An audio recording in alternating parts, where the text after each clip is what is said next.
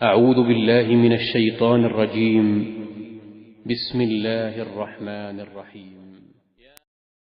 بسم اللہ الرحمن الرحیم۔ السلام علیکم ورحمۃ اللہ وبرکاتہ۔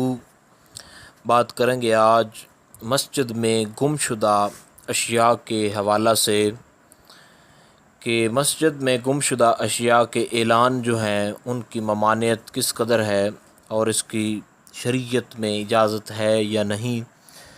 حضرت بریدہ رضی اللہ تعالی عنہ آپ بیان فرماتے ہیں کہ حضور اقدس صلی اللہ علیہ وسلم نے ایک شخص کو سنا کہ وہ مسجد میں اپنے گم شدہ اونٹ کا اعلان کر رہا تھا، تو آپ صلی اللہ علیہ وسلم اس سے یوں مخاطب ہوئے، رب کرے کہ تیرا اونٹ دستیاب نہ ہو۔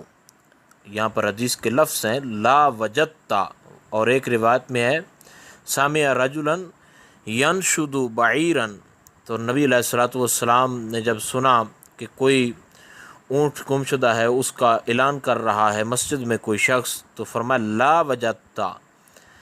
یہاں پر بھی یہی مفہوم بنے گا کہ حضور علیہ الصلوۃ والسلام نے اس سے فرمایا کہ اللہ کرے تیرا وہ اونٹ تجھے دستیاب نہ ہو، تجھے نہ ملے، کیونکہ یہ گھر ایک خاص مقصد کے لیے بنائے گئے ہیں۔ اور ایک روایت میں یوں ہے کہ ایک آدمی مسجد میں داخل ہوا اور داخل ہوتے ہی کہا میرے سرخ اونٹ کے بارے میں مجھے کون بتائے گا؟ تو اس پر نبی علیہ الصلوۃ والسلام نے فرمایا کہ ما وجدتا انما بنیت ہذہ المساجد لما بنیت لہو، فرمایا کہ رب کرے تجھے وہ دستیاب نہ ہو، تجھے نہ ملے، کیونکہ مساجد تو صرف خاص مقصد کے لیے تعمیر کی گئی ہیں۔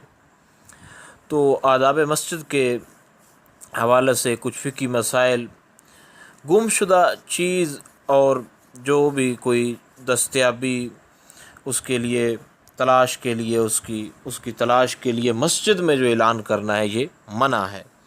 حضور اقدس صلی اللہ علیہ وسلم نے اعلان کرنے والے کے لیے بد دعا فرمائی، اور حدیث شریف آپ اوپر سن چکے ہیں، اللہ تعالیٰ کرے کہ وہ گم شدہ چیز اس کو نہ ملے۔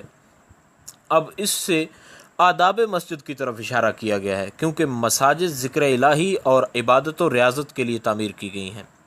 تو اس حوالے سے چند اور اس قسم کے مسائل جو ہیں، بلکہ حدیث کے مطابق اس کو یہ کہنا چاہیے کہ اللہ کرے تیری وہ گم شدہ چیز تجھے واپس نہ ملے۔ تو مسجد میں اسی طرح شعر پڑھنا وہ جو جائز نہیں ہے، البتہ حمد و ثناء، نعت، منقبت اور پند و واعظ کی صورت میں ہو تو وہ جائز ہیں۔ مسجد میں سوال کرنا حرام ہے اور سائل کو نوازنا بھی منع ہے۔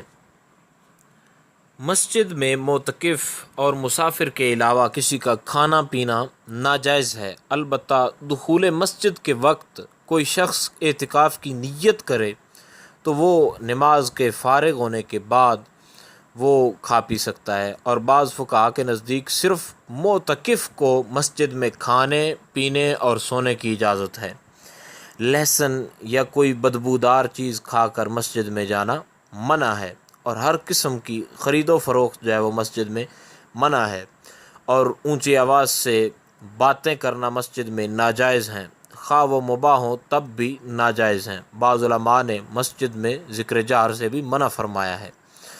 مسجد کی دیواروں اور محرابوں پر قرآن لکھنا، یعنی جن کا رنگ جو ہے جس کے ساتھ ان کو مزین کیا جاتا ہے، اگر وہ کچا ہو جس سے گر جائے وہ رنگ، تو ان دیواروں پر لکھنا جو ہے، کیونکہ جب وہ رنگ جو ہے وہ پھٹ جائے گا، نیچے گرے گا، تو وہ پاؤں تلے وہی ایتیں لکھی ہوئی آئیں گی تو وہ بے ادبی ہوگی۔ تو اس صورت میں مسجدوں کی دیواروں پر یا باہر جو مسجد کی دیوار ہوتی ہے اس پر آیات قرآنی کا کسی یہ جو ہوتے ہیں پینٹ کے ساتھ لکھنا یہ منع ہے، اور احادیث مبارکہ تحریر کرنا یہ بھی ناجائز ہے۔ اور عام طور پر یہ دیواروں پر جو میلاد کے دنوں میں یہ جو لکھائی کی جاتی ہے، آیات قرآنیہ کا لکھا جاتا ہے یا احادیث مبارکہ میں سے کوئی چیز لکھ دی جاتی ہے، تو یہ بھی شرعی طور پر منع ہے، کیونکہ جب وہ بارش کے پانی کے ساتھ نیچے جاتے ہیں یا جب وہ ویسے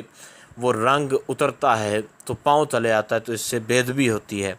تو امید ہے کہ آپ کو پورے مسئلے کی سمجھ آ گئی ہو۔ اگر مزید کوئی سوال سے مسئلہ تو آپ نیچے کامنٹ میں پوچھ سکتے ہیں۔